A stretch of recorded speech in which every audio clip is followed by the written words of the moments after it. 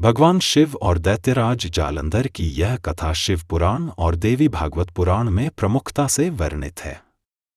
यह कहानी न केवल भगवान शिव के अद्वितीय और अजेय शक्ति का परिचय देती है, बल्कि धर्म और अधर्म के संघर्ष को भी स्पष्ट रूप से दिखाती है। कहानी में जालंधर का जन्म भगवान शिव के तेज से हुआ था, जो कि स्वयं एक अद्वितीय शक्ति के रूप में उत्पन्न हुआ था। शुक्राचार्य के मार्गदर्शन में जालंधर शक्तिशाली बनता गया और उसने देवताओं के लिए एक बड़ी चुनौती खड़ी कर दी।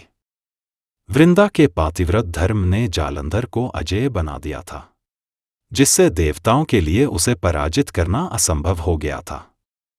जालंधर अपनी शक्तियों और अहंकार के कारण इतने बड़े अपराध की योजना बना रहा था कि उसने स्वयं भगवान नारायण और माता लक्ष्मी को चुनौती दी।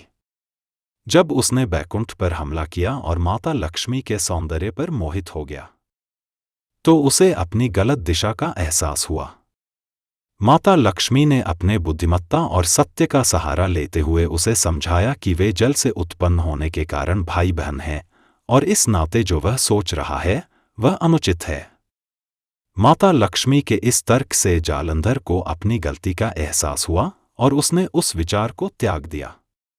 यह प्रसंग न केवल जालंधर के अहंकार और लालच को दर्शाता है, बल्कि यह भी बताता है कि सत्य और धर्म की शक्ति के सामने अधर्म और पाप टिक नहीं सकते।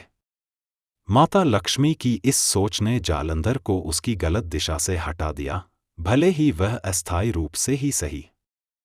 यह भी दिखाता है कि अहंकार और लालच से व्यक्ति को कितना भी मोहित किया जा सकता है, लेकिन अंत में धर्म और सत्य की जीत होती है। जब जालंधर ने देवी पार्वती पर अपना अधिकार जताने की कोशिश की, तब भगवान शिव ने उसे युद्ध के लिए ललकारा। भगवान शिव और जालंधर के बीच हुआ यह युद्ध धर्म और अधर्म के बीच की लड़ाई थी। नारायण द्वारा वृंदा का पतिव्रत धर्म भंग करने के बाद भगवान शिव ने अपने त्रिशूल से जालंधर का वध किया, जिससे धर्म की पुनः स्थापना हुई। इस कथा से यह संदेश मिलता है कि भगवान शिव, जो अपने भक्तों पर असीम करुणा रखते हैं, वे अधर्म के खिलाफ लड़ने से कभी पीछे नहीं हटते।